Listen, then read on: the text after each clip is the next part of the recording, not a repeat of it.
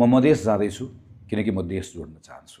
म काठमाडौँको कथाहरू मधेस लगेर सुनाउन चाहन्छु अनि मधेसका कथाहरू, मधेसका पीडाहरू, मधेसका व्यथाहरूलाई बुझ्दै काठमाडौँ ल्याएर सुनाउन पनि चाहन्छु। म सबैको सम्मान रहँदै गर्दा मात्रै हामीसँगै नेपालीहरूको सम्मान रहन्छ भन्ने कुरामा विश्वास राख्छु।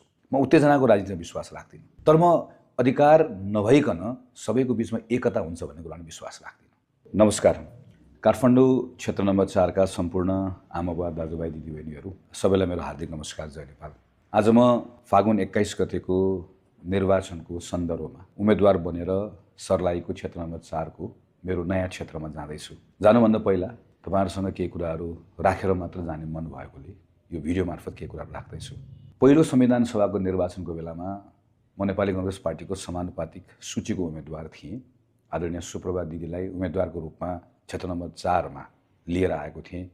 त्यो बेलाको हाम्रो गाउँहरू चपली, चुनीखेल, माङकाल, कपन र काठमाडौँ महानगरपालिकाभित्रको वडा नम्बर 7, 1, 30, वडा नम्बर 8 यी सबै ठाउँहरूमा, गल्लीहरूमा, आँगनहरूमा, घरहरूमा, चोकहरूमा उम्मेदवार लिएर घुमेको दिनहरू अहिले पनि म सम्झन्छु। र त्यही बेलामा तपाईले औधी माया गर्नुभएको थियो।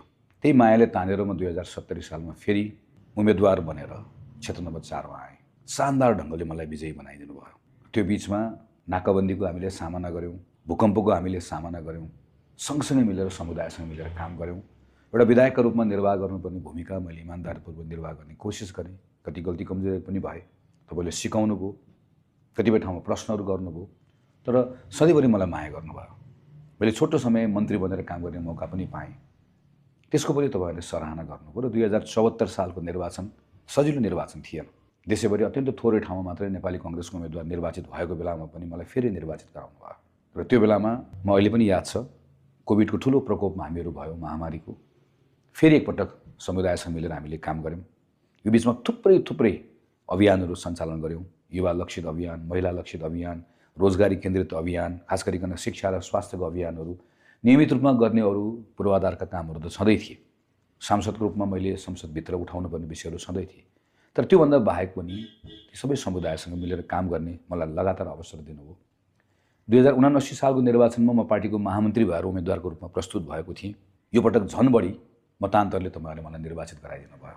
मैले पार्टीकै जीवनमा पनि पार्टीको एउटा सदस्य, केन्द्रीय सदस्य, महामन्त्री हुँदै यहाँसम्मको यात्रा तपाईहरुकै बीचमा रहेर तय गरेँ र सँगसँगै लगातार सांसदको रूपमा पनि यो क्षेत्रबाट 3 पटक त म प्रत्यक्ष रूपमा निर्वाचित नै भएँ। मैले एउटा परिवारको जस्तो माया यो क्षेत्रमा सधैँभरि पाएँ। यहाँको जात्रा, पर्व, यहाँको सानसाना फंक्सनहरू, पूजा, महोत्सव सबै ठाउँमा तपाईहरुले मलाई बोलाउनु भयो, सबै ठाउँमा